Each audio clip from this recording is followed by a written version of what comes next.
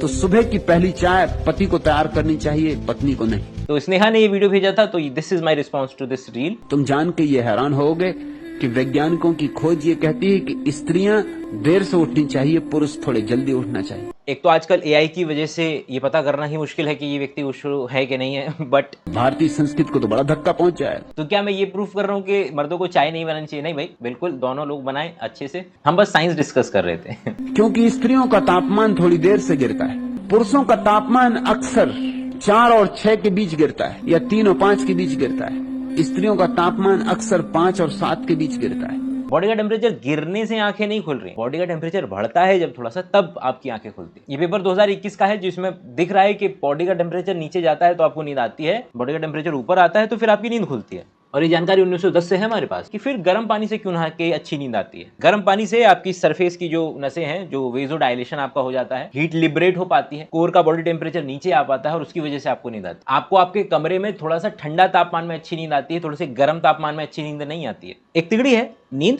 Melatonin और body temperature. Body temperature नीचे, melatonin ऊपर, नींद बढ़िया। बॉडी टेम्परेचर ऊपर, मेलेटोनिन नीचे, आपकी नींद खुल जाएगी। अब हर दिन एक लॉन्ग वीडियो यूट्यूब पे गारंटीड मेरी वाट लगेगी। 3-4 इंपॉर्टेंट पॉइंट। पहला कि अगर प्रेगनेंसी किट नहीं है तो बॉडी टेम्परेचर के जरिए पता लगाया जा सकता है कि आप प्रेग्नेंट है कि नहीं। दूसरा, ये 37 डिग्री सेल्सियस का क्या पंगा है कि दुनिया में इंसानों का टेम्परेचर 37 क्यों, 50 क्यों नहीं या 20 क्यों नहीं, 37 पे आके क्यों अटक गए हम। तीसरा, पूरी की पूरी जो हम on an average body bezel body temperature को ट्रेस कर रहे हैं, ट्रैक कर रहे हैं, तो बॉडी का टेम्परेचर नीचे जा रहा है ओवरऑल पूरी दुनिया के अंदर में। तो ये सवाल है जो आज, और मेलेटोनिन से जो आसपास का जो डिस्कशन है वो डिस्कशन करेंगे। पहला पॉइंट कि बॉडी का टेम्परेचर 37 डिग्री सेल्सियस ही क्यों है, ना ऊपर ना नीचे। अगर आपने देखा हो कि अभी के टाइम में बॉडी टेम्परेचर, वो जो वातावरण का टेम्परेचर है वो ऊपर जा रहा है, और दो तरीके के ऑर्गेनिज्म इस पर्टिकुलर दुनिया के अंदर में मिलते हैं, एक जो अपना टेम्परेचर रेगुलेट कर सकते हैं और एक जो अपना टेम्परेचर रेगुलेट नहीं कर सकते हैं। जैसा बाहर का टेम्परेचर वैसे उनका अंदर का टेम्परेचर। गर्मी लगने लगती है तो पानी में बैठ जाते हैं, सर्दी लगने लगती है तो ऊपर आकर के धूप में बैठ जाते हैं। हम लोग अपना टेम्परेचर रेगुलेट करके रखते हैं, लेकिन ये 37 डिग्री का आंकड़ा आया कहाँ से? कट टू जब एक एस्टेरॉइड गिरा धरती पे और पूरे के पूरी जो डायनासोर की प्रजातियां हैं जो उसकी वजह से खत्म हुई, उस वक्त पे, क्योंकि जब इवोल्यूशन चल रहा था तो रेप्टाइल्स ने कब्जा किया इस धरती पर। रेप्टाइल सबसे ज़्यादा बेहतरीन तरीके से राज कर रहे थे ऑलमोस्ट इस धरती के ऊपर। और उस समय पर जो मैमल्स हुआ करते थे वो श्रू की तरह होते थे, चूहे के आसपास, ऐसे समझ लो श्रू की तरीके से होते थे। और अब दोनों की रेस दोबारा से शुरू हो रही है कि मैमल्स भी छोटे छोटे और रेप्टाइल्स भी छोटे छोटे। ऐसा कैसे हुआ कि पिछली बार जब रेस लगी थी दोनों के बीच में तो रेप्टाइल्स जीते थे, और रेप्टाइल्स बड़े बड़े अलग अलग तरीके के डायनासोर बने थे, मैमल्स नहीं हुआ करते थे उतने अच्छे। लेकिन अब जब दूसरी बार ये लड़ाई शुरू हुई तो कैसे शुरूज जो थे वो धीरे धीरे बदल करके हम बन गए और रेप्टाइल्स उतना खतरनाक इस दुनिया पर नहीं कर पाए। ये जो लोग, एक और आइडिया बस बीच में मैं फिट इन कर रहा हूँ कि लोगों को ऐसा लगता है कि इवोल्यूशन के अंदर में ना, तो आगे जब समय बढ़ता है तो बेहतर वर्जन ही निकल करके आता है। उसमें हमेशा एक एग्जाम्पल याद रखिएगा डायनासोर का, कि जो डायनासोर के वंशज हैं वो, ये जो कबूतर जिसको आप सबसे ज़्यादा बेवकूफ़ की संज्ञा देते हैं कि सड़क पार करनी हो तो जब सड़क पे जो है ये पैदल चल के कबूतर जो है सड़क पार करता है, उड़ के सड़क पार जो है नहीं करता है।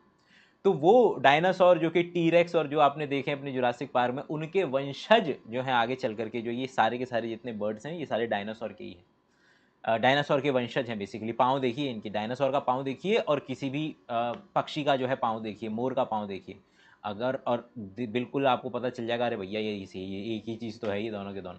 खैर ये बस फिलर, एक इंटरेस्टिंग इन्फॉर्मेशन। बैक टू कि किस तरीके से जब ये दोनों लड़े, मैमल्स और रेप्टाइल्स, दोबारा से इन लोगों ने ऐसे लड़ना शुरू किया, मतलब कि इवोल्यूशन की पटरी पर आगे बढ़ना शुरू किया, तो कैसे ये जो है मैमल्स कामयाब हो गए लेकिन रेप्टाइल्स कामयाब नहीं हो पाए।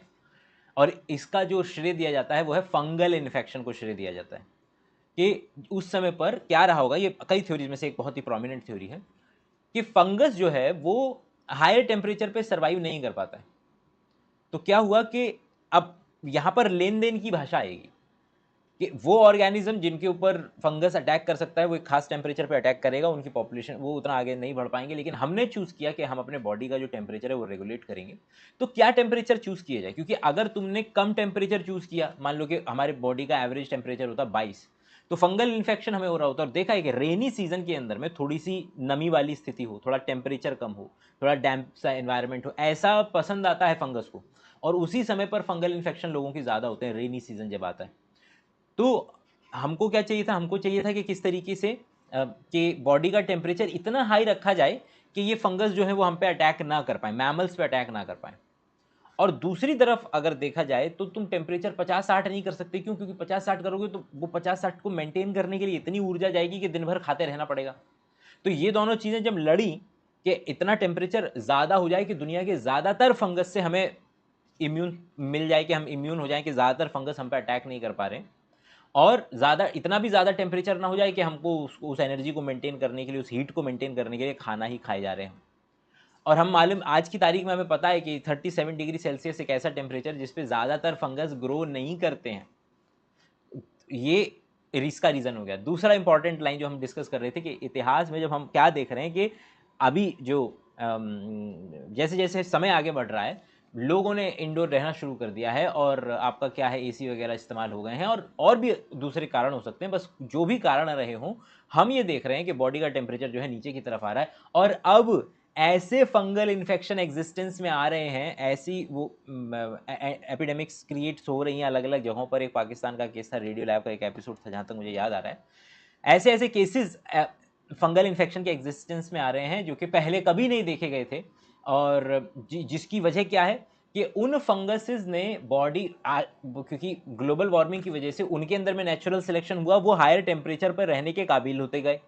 हमारे अंदर में ओवरऑल पूरी दुनिया में हमारा टेम्परेचर नीचे जा रहा है, और हम नीचे टेम्परेचर पे आ रहे हैं। हम नीचे टेम्परेचर पे आ रहे हैं, वो हायर टेम्परेचर में सर्वाइव करना सीख रहे हैं। तो ऐसी खतरनाक सिचुएशन बनी है कि अब वो ऐसे फंगस जो इंसानों पे कभी अटैक नहीं कर पाते थे, अब वो इंसानों पे अटैक कर रहे हैं। और अगर आपको ऑल ऑफ अस जो सीरीज है वो याद हो, तो उसका जो पहला एपिसोड, पहला जो सीन है वो यही है कि किस तरीके से जो अगला जो बुरी हमारी हालत होने वाली है वो फंगस जो है वो करेंगे, क्योंकि उसके लिए हमारे पास उतनी अच्छी ड्रग्स अवेलेबल नहीं हो पाएंगी।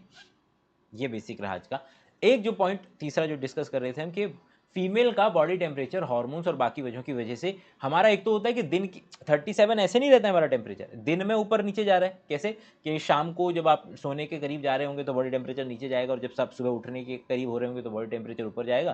केवल और केवल ये इतना नहीं होता है। फीमेल में तो मतलब मेल्स में भी होता है, फीमेल्स में भी होता है, लेकिन फीमेल्स में ज़्यादा प्रोमिनेंट होता है, क्योंकि उनको पूरा का पूरा मेंस्ट्रुअल साइकिल जो है वो उससे गुजरना होता है। तो मेंस्ट्रुअल साइकिल में भी बॉडी टेम्परेचर ऊपर नीचे जाता है। और अगर फीमेल प्रेग्नेंट होती है तो बॉडी का टेम्परेचर अलग तरीके से वेरी करेगा, अलग तरीके से जाएगा। और अगर फीमेल प्रेग्नेंट हो जाती है तो बॉडी का टेम्परेचर अलग तरीके से वेरी करेगा। तो एक बहुत ही तगड़ा तरीका नहीं है वो, उससे 50 रुपये में ज़्यादा अच्छा है कि आप टेस्ट, यूरिन टेस्ट किट से वो टेस्ट कर लें। बट ये भी एक तरीका है जिससे कि बॉडी टेम्परेचर के ज़रिए, एवरेज बॉडी टेम्परेचर के जरिए पता लगाया जा सकता है कि फीमेल प्रेग्नेंट है कि नहीं। तो आई होप कि कुछ नई नई जानकारी मिली होंगी। अब हम कल मिलेंगे, और प्लीज़ मेक श्योर कि बायोशाला का ऐप पे अगर आपको इससे भी ज़्यादा डिटेल में बातें सुननी है, बैठ करके बस साइंटिफिक बकैती और चिंतन मनन करना है, तो बायोशाला का ऐप डाउनलोड कीजिए, क्योंकि उससे इस चैनल को भी ग्रोथ होने में जो है वो फ़ायदा मिलेगा।